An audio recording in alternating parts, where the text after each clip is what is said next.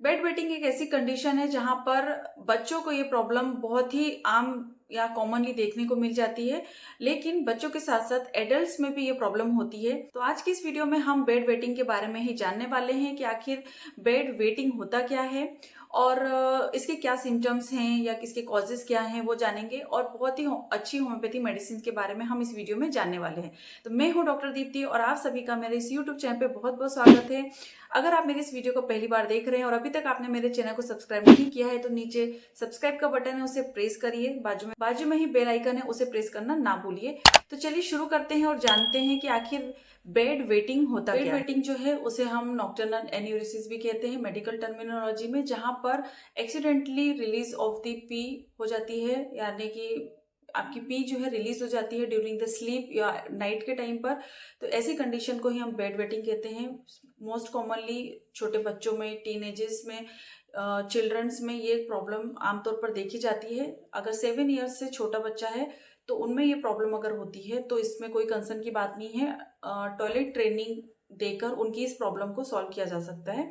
लेकिन अगर after 7 years और 12 ईयर्स तक भी या उसके बाद तक भी ये प्रॉब्लम है तो फिर वहाँ पर हमें उसके पीछे के कॉजेस को जानना ज़रूरी होता है और हमें उस चीज़ को ट्रीट करना भी ज़रूरी होता है। अगर 7 ईयर्स के बाद में भी ये चीज़ नहीं दूर होती है बच्चों में तो वहाँ पर हमें कॉजेस देखने हैं कि वो किस तरीके की प्रॉब्लम है, डेवलपमेंटल है, साइकोलॉजिकल है या किसी तरीके से स्ट्रक्चर या फिजियोलॉजिकल कोई प्रॉब्लम उनमें है। तो उसकी हमको पूरे तरीके से डायग्नोज करना बहुत ज़्यादा ज़रूरी होता है। बहुत सारे बच्चे जो होते हैं जैसे जैसे डेवलपमेंट होती जाती है वैसे वैसे उनकी ये प्रॉब्लम जो है सॉल्व होती जाती है। बेड वेटिंग की प्रॉब्लम वो ऑटोमेटिक ग्रोथ के साथ, उनके डेवलपमेंट के साथ साथ ऑटोमेटिक डिसअपियर हो जाती है। लेकिन बहुत सारे बच्चे ऐसे होते हैं कि टॉयलेट ट्रेनिंग के बाद में भी उनमें ये वाली प्रॉब्लम कभी ना कभी हो जाती है। कॉन्सिक्वेंटली अगर 3 मंथ तक की प्रॉब्लम हो रही है तो वहाँ पर आपको प्रॉपरली जांच करवाने की ज़रूरत होती है। अगर हम बेड वेटिंग की बात करें तो इस तरीके ऐसी कोई ये डिजीज़ नहीं है, ये किसी डिजीज़ की वजह से होने वाली प्रॉब्लम हो सकती है। एक तरीके से सिम्टम है जहाँ पर ये प्रॉब्लम हो रही है, लेकिन ऐसे कोई बहुत ज़्यादा टेंशन वाली इसमें कोई बात नहीं है या बहुत सीरियस डिजीज़ नहीं है या कोई सिम्टम नहीं है। लेकिन क्योंकि ये एम्बेरेसिंग होता है और थोड़ा सा मतलब ठीक नहीं लगता है, फैमिली में कंसर्न का टॉपिक होता है, इस वजह से इसे ठीक करना या इसके बारे में आपको जांच करवाना बहुत ज़्यादा ज़रूरी होता है। बात करें अगर बेड वेटिंग की तो ये 2 टाइप्स के होते हैं, प्राइमरी बेड वेटिंग और सेकेंडरी बेड वेटिंग। तो प्राइमरी जब होती है तो इसमें जो एन्यूरिसिस होता है ये आपको तब होता है जब आप थ्रू आउट द नाइट कभी भी ड्राई नहीं रहे हैं, हमेशा 6 मंथ तक कॉन्सिक्वेंटली आपकी जो नाइट है वो पूरी तरह से वेट हुई है, तो ये प्राइमरी जो है कैटेगरी में आ जाता है। और ऐसा होता है कि आपको कभी कभी इस तरीके की प्रॉब्लम हो जाती है, लगातार 6 मंथ तक आपको कभी भी बेड वेटिंग नहीं हुई है, तो इस तरीके से। और जब सेकेंडरी की बात करते हैं तो ये साइकोलॉजिकल हो सकता है या फिर मेडिकल हो सकता है। इसके पीछे अगर कॉजेस की बात करें तो इसमें बहुत सारे कॉजेस होते हैं। तो वहाँ पे कॉन्स्टिपेशन की अगर बच्चों में प्रॉब्लम है तो वहाँ पे जो मसल्स होती हैं होल्ड करके रखने वाली, वहाँ पे वो मसल्स की वीकनेस की वजह से आपको बेड वेटिंग हो सकती है। यूरिन ट्रैक इन्फेक्शन होता है बच्चों में, तब ये प्रॉब्लम देखने को मिल सकती है। किन्हीं किन्हीं बच्चों में स्पाइना फिडविटा की प्रॉब्लम होती है या फिर नर्व प्रॉब्लम्स होती हैं। तो जो नर्व जो कंट्रोल करके रखती है ब्लेडर को, वो कंट्रोलिंग पावर पूरी तरह से डेवलप नहीं हुई होती है। अगर बच्चा डायबिटिक है तो वहाँ पर कुछ हार्मोन्स होते हैं जिसमें यूरिनेशन जो है बहुत ज़्यादा बनता है, उसका प्रोडक्शन बहुत ज़्यादा होता है, जिसकी वजह से बेड वेटिंग जैसी प्रॉब्लम हो सकती है। कहीं पर अगर यूरेथ्रा या फिर ब्लेडर में कहीं पर भी डेवलपमेंटल कोई डिसऑर्डर है या वहाँ पर कोई कॉन्स्ट्रिक्शंस है या ब्लॉकेज है तो वहाँ पर इस तरीके की प्रॉब्लम हो सकती है। स्लीप एपनिया की कंडीशन में, जहाँ पर बच्चों में ऑब्स्ट्रक्टिव स्लीप एपनिया की कंडीशन होती है, जहाँ पर उनको नींद में सांस लेने में तकलीफ होती है, तो वैसी कंडीशन में भी हो सकता है।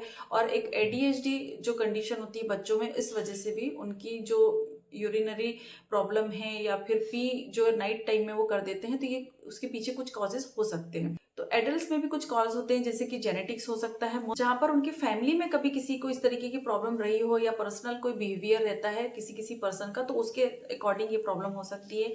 लाइक चाइल्ड में जैसे कॉन्स्टिपेशन का एक प्रॉब्लम होता है, वैसे एडल्ट्स में भी कॉज हो सकता है, जहाँ पर पुअर होल्डिंग कैपेसिटी होती है या फिर वहाँ पे नर्व कुछ नर्वस कोई डिसऑर्डर होते हैं तो कॉन्स्टिपेशन की वजह से हो सकता है। हार्मोन्स जो होते हैं अगर उसका इम्बैलेंस है बॉडी में, जैसे कि वेसोप्रेसिन जो होता है वो आपके पी के वॉल्यूम को कंट्रोल करने में हेल्पफुल होता है, और अगर इस तरीके के हार्मोन्स में किसी तरीके का प्रॉब्लम है, प्रोडक्शन ठीक से नहीं हो रहा है या बहुत ज़्यादा कम या ज़्यादा हो रहा है, इम्बैलेंसिंग है, तो वहाँ पर ये कंडीशन हो सकती है।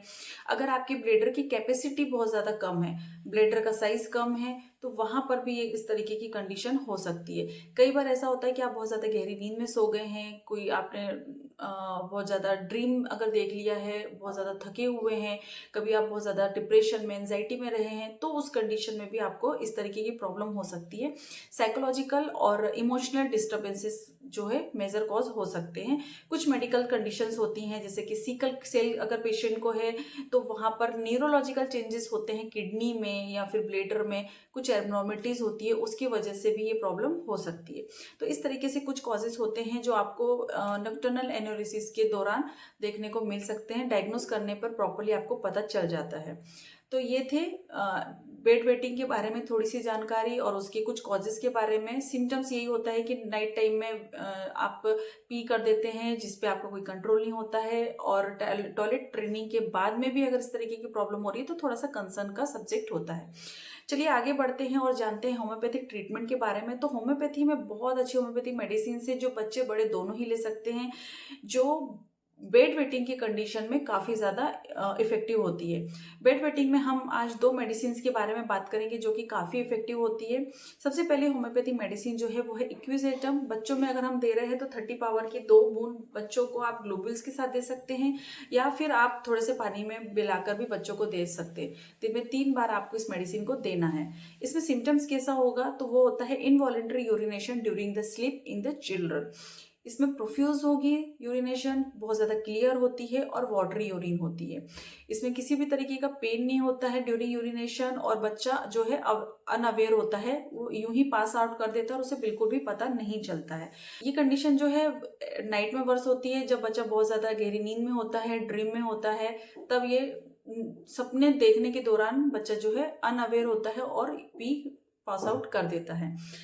ये एक तरीके से हैबिट होती है रादर देन द डिजीज। इसमें किसी भी तरीके की डिजीज कंडीशन नहीं होती है, तब आप बच्चे को इक्विजेटम मेडिसिन जो है दे सकते हैं। तो जैसे कि इसमें जो हम अगर इसको रिकॉल करें तो प्रोफ्यूज यूरिनेशन होगी, क्लियर होगी, इसमें ड्रीम जो होता है, स्लीप टाइप जो होता है उसमें ड्रीम ही होता है, और किसी भी तरीके का ऑर्डर नहीं होता है, स्मेल नहीं होती है, इरिटेशन नहीं होता है, बहुत ही नॉर्मल यूरिनेशन होती है। कॉज की बात करें तो हैबिचुअल होता है, हैबिट होती है एक तरीके की, जहाँ पर वो पी जो है आउट कर देते हैं, और इसमें किसी भी तरीके का एक्सकोरिएशन नहीं होता है, जलन इरिटेशन नहीं होती है। तो इस मेडिसिन को आप लगभग 3 महीने बच्चों को दे सकते हैं, बड़े भी इस मेडिसिन को ले सकते हैं। सेकेंड होम्योपैथी मेडिसिन है क्रियोजोटम। ये होम्योपैथी मेडिसिन इससे अलग है क्योंकि ये मेडिसिन जो है इसमें सडन इनवॉलेंटरी डिस्चार्जेस हो जाते होता है फर्स्ट जो आपकी डीप स्लीप होती है उस दौरान। ऑफेंसिव होता है, बहुत ज़्यादा स्ट्रॉन्ग ऑर्डर होती है, बहुत ज़्यादा स्मेल होती है, और स्मेल के साथ साथ उसमें वहाँ पर एक्सकोरिएशन भी होता है। तो जब यूरिन होती है तो बहुत ज़्यादा स्मेल होगी। इसमें डिजीज कंडीशन स्पेशली होती है, जैसे कि नर्वस कंडीशन हो सकती है, वीकनेस हो सकती है, डेंटिशन के दौरान जब बच्चों के दांत निकल रहे होते हैं तब ये कंडीशन जो है हो सकती है। तो ये मेडिसिन जो है उस दौरान काम आती है जब वो पी कर देते हैं, जब वो डेंटिशन के पीरियड्स टाइम पे होते हैं। इसमें जो यूरिन होगी वो बहुत ज़्यादा इरिटेटिंग होगी, एक्सकोरिएट करेगी, जलन के साथ होगी, ऑफेंसिव होगी, डीप ब्रीदिंग जब ड्रीम हो रहे होंगे या बहुत ज़्यादा डीप स्लीप में होगा बच्चा तब ये होता है, नर्वस होगी। तो इस तरीके से ही दोनों को आप डिफ्रेंशिएट कर सकते हैं। क्रियाजोट मेडिसिन को भी 30 पावर की 2 बूंद बच्चों को दिन में 3 बार दी जा सकती है। दोनों में डिफरेंसेस आपको क्लियरली समझ में आ गए होंगे। एक हैबिचुअल होता है, एक कुछ नर्वस डिसऑर्डर या कुछ प्रॉब्लम की वजह से होने वाली कंडीशन होती है। तो ये दोनों ही मेडिसिन जो है अलग अलग कंडीशन में दी जाती है बच्चों को।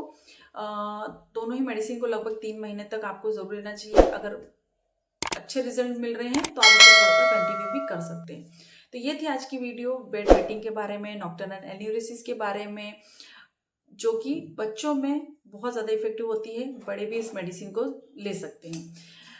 तो होपफुली ये वीडियो आप सभी को पसंद आई होगी। अगर वीडियो अच्छी लगी है तो वीडियो को लाइक करिए, शेयर करिए, और इसी तरह नॉलेजेबल वीडियोस के साथ में मैं हमेशा आती रहती हूँ। इसके बाद मिलेंगे हम नेक्स्ट वीडियो में। तब तक के लिए बाय बाय, अपना ध्यान रखें, खुश रहें, धन्यवाद।